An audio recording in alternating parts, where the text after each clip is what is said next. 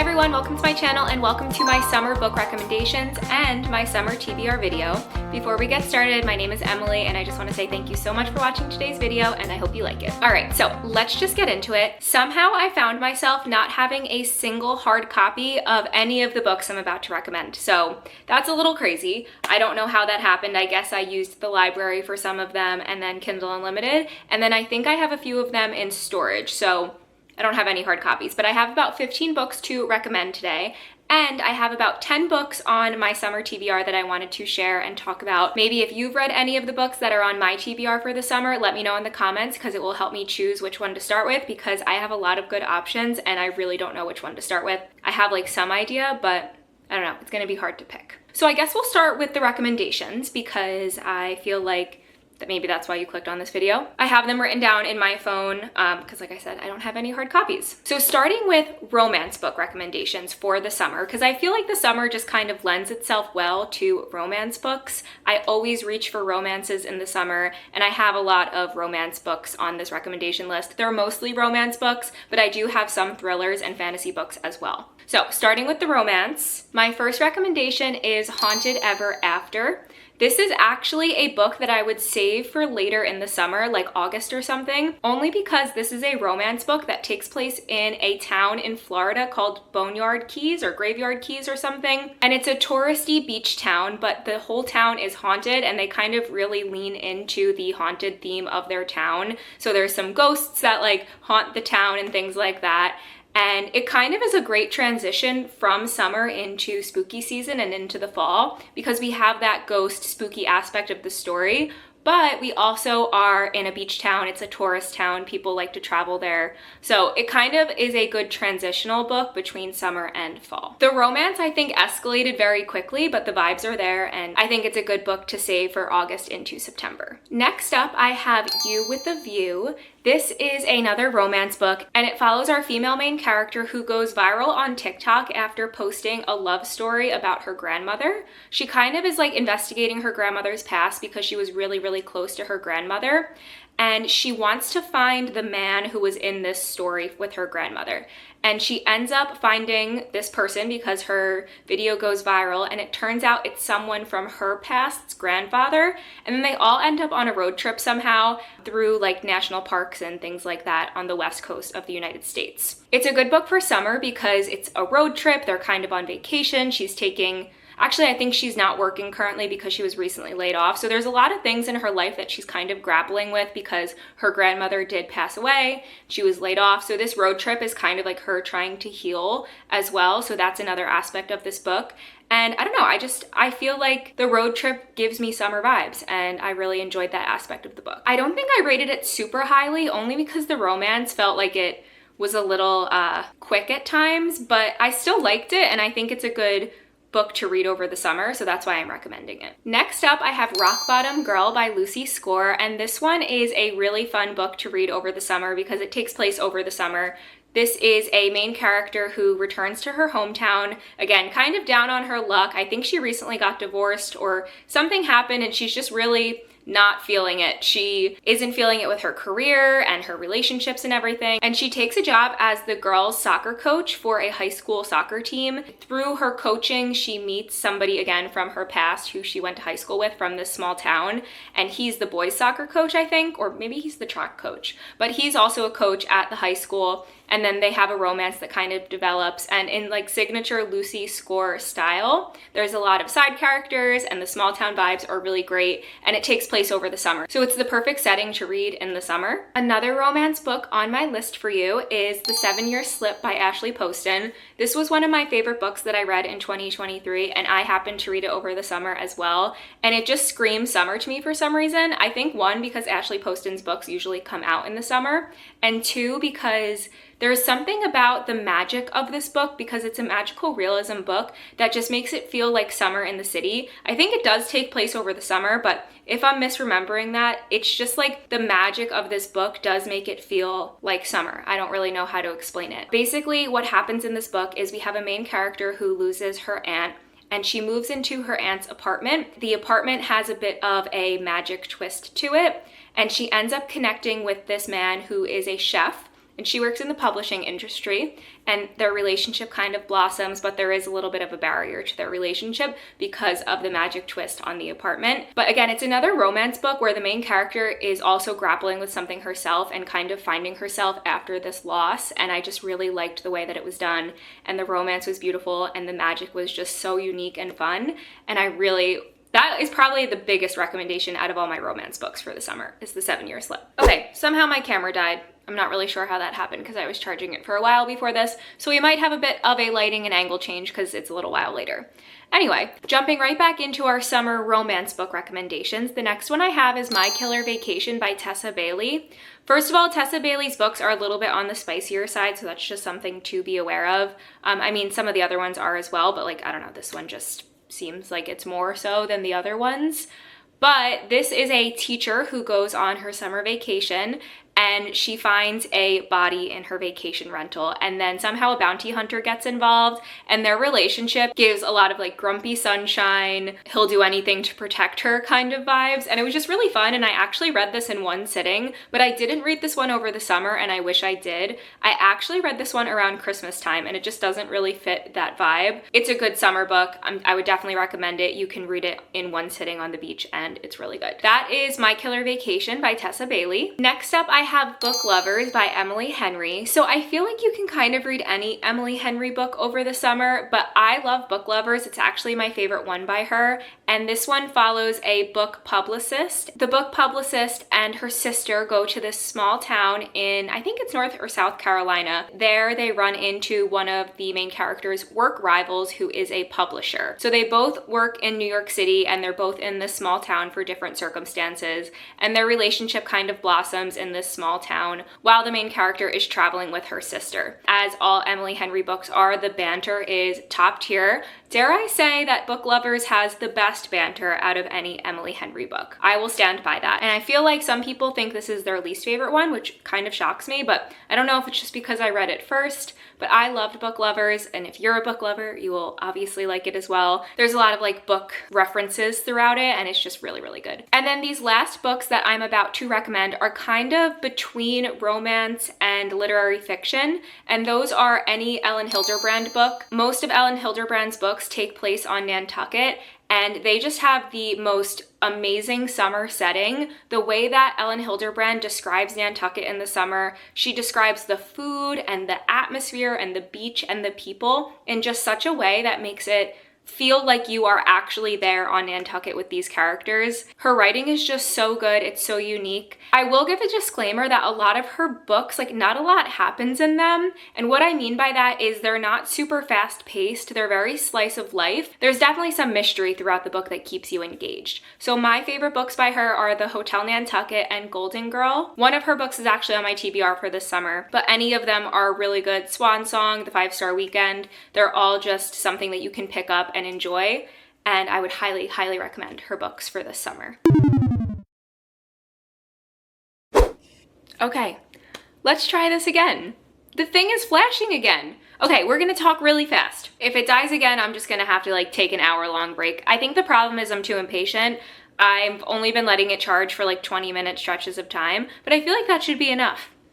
Anyway, we were on to thrillers. These are my thriller recommendations for the summer, and first up is Riley Sager books. The two best ones that I would recommend are The Middle of the Night and The Last Time I Lied. The Last Time I Lied takes place around 4th of July weekend, and The Middle of the Night does as well, or it's set in the summer. His books usually come out in the summer, so I do associate them with summer, but there's just something about his thrillers that are so engaging. The newest one that comes out this summer is called With a Vengeance, and it takes place on a train and kind of gives me like Hercule Poirot, Murder on the Orient Express kind of vibes. The Last Time I Lied takes place in a summer camp, and it's a dual timeline. So we get the past when we follow our main character when she attended the camp, and then we also have the present where she returns to the camp to be a counselor. And when she was attending the camp in the past timeline, her friends all go missing and they're never heard from again. So that is kind of the plot of The Last Time I Lied. And then Middle of the Night is a man returning to his childhood home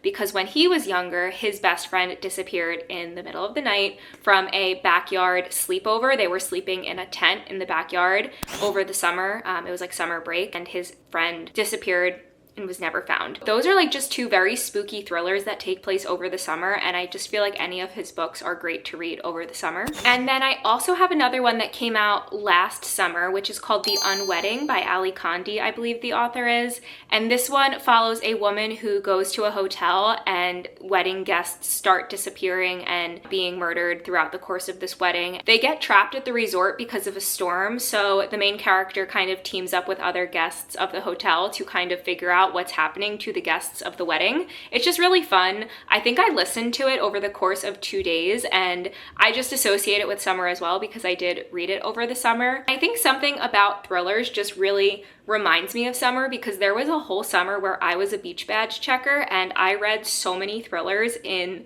like single sittings because I was just sitting on the beach checking beach badges all summer. That just kind of is like very nostalgic for me and brings me back to that time in my life because that was a great summer and that was a great summer job to have. Thrillers, I feel like, are always a good idea, but especially in the summer, and I don't really read them that much anymore. So I feel like I should be in like my thriller era again this summer. And then last up for thrillers, I have the Finley Donovan series. So these books follow a single mother who kind of gets wrapped up in this contract killer scheme, and it's just really funny because she's just a author. So somebody overhears her telling her publisher the next plot of her newest book, and they think she's a contract killer, and she gets kind of wrapped up in this. There's more of a romance subplot in these books than I was aware of. I've said this before, but I feel like the Finley Donovan books would make a great Netflix series. They're just so fun and twisty, and there's that romance subplot. I feel like they also are really good on audio. If you're ever on like a summer walk or you have a long road trip in the summer, I feel like this is a great book series to listen to, and I would highly recommend it. They're just fun, really twisty, they're really cute, and they're kind of like lighthearted.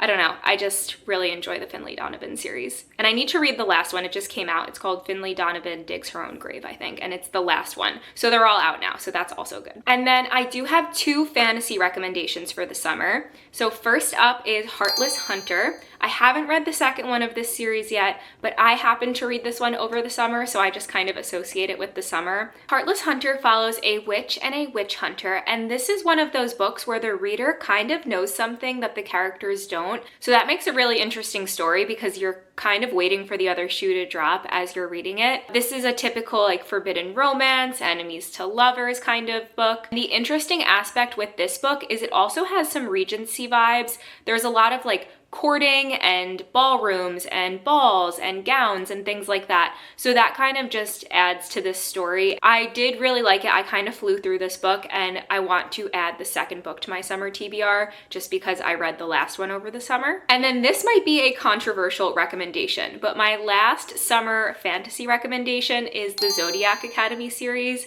If you are looking to just fall down a rabbit hole this summer and get completely immersed in a fantasy book that somehow is simultaneously so good and complex, but also ridiculous at the same time, I would highly recommend the Zodiac Academy series. This is definitely a book that is new adult. There's a lot of adult content in it, and definitely check the trigger warnings. The first one is a very heavy bully romance as well, so also something to be aware of. These books are definitely not for everyone, and that is okay. And my disclaimer for this is that I didn't even finish the series, and I don't think I ever will, but the period of time I spent, I think maybe 2 or 3 summers ago, reading the Zodiac Academy series was just so much fun. And again, it's like a fever dream. You fall down this kind of rabbit hole and get completely sucked into this world. We're following 2 twins who end up being taken to the Fae world, and we find out that they are like the heirs to the Fae throne, or the rightful heirs. And then there's also like these other heirs, and now they're all competing, and it's a bully romance. There's magic. There's a magic school, which is just really fun, and I would definitely recommend the Zodiac Academy series. It's just a fun book to read, but also simultaneously complex and deep. And that wraps up all of my recommendations. So now I do want to talk about my summer TBR because I have a lot of books on my TBR that I've been hearing so many good things about, and I'm so excited to jump into them and read them over the next few weeks and over the summer. So again, if you have any recommendations for what I should start first, please let me know. I also feel like I'm in my romance era this summer because most of the books on my TBR are romance. I do have a few like thrillers and fantasy, but it's mostly romance. First up is the Romcommers. I actually do have hard copies of most of these, which is kind of funny. First up is the Romcommers by Catherine Center. I don't even really know what this one is about. I read The Bodyguard a few summers ago, and that one was good. I don't think I ranked that one super highly. Again, I read it over the summer. I want to read this one over the summer. I think this one follows 2 movie producers. Oh, she's a screenwriter. Oh, she's rewriting a script for another famous screenwriter. And that is the 2 main characters of this romance. So that's the Romcommers by Catherine Center. I also have 2 books by Annabelle Monaghan on my summer TBR. One is Same Time Next Summer, and the other one is Summer Romance. I think I want to start with Summer Romance, but I want to read both of these over the summer. Annabelle Monaghan's books, or so I've been told, I actually haven't read a book by her yet. She's another author where the romance is a little bit deeper than your typical romance. The characters are also dealing with something else within their life. So I really like that in a romance book. Not that if it's not deep, it's not a good book, but I really like when the main characters like have something else going on and they're kind of like finding their place in the world or grappling with things. That is the Annabelle Monaghan books. And some of my favorite authors have blurbed these 2 books. So we have Abby Jimenez, Carly Fortune, Sophie Cousins, Elin Hilderbrand. So very high hopes for these 2. I think I'm going to be reading these in the next 2 weeks or so. So hopefully I come with a review or a reading blog or something. But these 2 are high up on the TBR. I also, speaking of Carly Fortune, have One Golden Summer on my TBR. I actually only read Every Summer After by her, and I didn't love Every Summer After because I had just read Love in Other Words, and a lot of people compare those 2. But it was good. And I think if I didn't read Love in Other Words like right before I read Every Summer After, I would have liked it a bit more. But this is the same world as Every Summer After, and there's a side character from the first book that is the main character in this book. And I've heard such good things about One Golden Summer. I can't wait to read this one. And I think this is another one that I'm going to be reading very soon. This one follows a photographer as she goes to this beach town, or sorry, it's actually a lake town, which is interesting because usually I feel like books take place at the beach. So she goes to a lake town. The male main character was the subject of one of the photos that she had taken. So that's kind of an interesting connection there. I also have 2 books by Tara DeWitt on my summer TBR. And this is her newer release, Left of Forever, but I also want to read the first one, Savor It, which I don't have a hard copy of just yet. These are 2 small town romances. They take place in Oregon, like coastal Oregon, and the front of Savor It actually says like summer doesn't last forever. So these are 2 books that definitely take place over the summer, I think. I mean, I would assume because it says summer doesn't last forever on the cover. This one's a second chance romance, and I think the first one is a little bit of like a rivals to lovers kind of romance. But I'm excited for the small town coastal Oregon vibes in these 2 books. But I do need to get the hard copy of Savor It first because that one came out first. All right, and the last book I want to talk about for my TBR is Atmosphere by Taylor Jenkins Reid. This is Taylor Jenkins Reid's newest release. And these are, again, just books that remind me of summer because I've read her other books over the summer. I read Seven Husbands over the summer when I was badge checking, which I mentioned earlier. I'm very excited for this one because something about me is I love space and astronauts and things like that. So the fact that this one takes place in the 80s and follows an astronaut has me so intrigued, and I'm so excited to read this one. And this is another one that I hope to get to within the next few weeks. And I feel like I said that about all of these books, and I know I can't read every single book over the next few weeks. So that's why I need your help. Again, let me know which one I should start with. If you've read any of these, let me know which one your favorite was, or what your thoughts were, or what your rating was. I think that is where we're going to leave it for today. Thank you so much for watching today's video. I hope you liked it. If you did, please do all those classic YouTube things like, comment, and subscribe. Thank you again for watching, and I'll see you in the next one. Bye for now.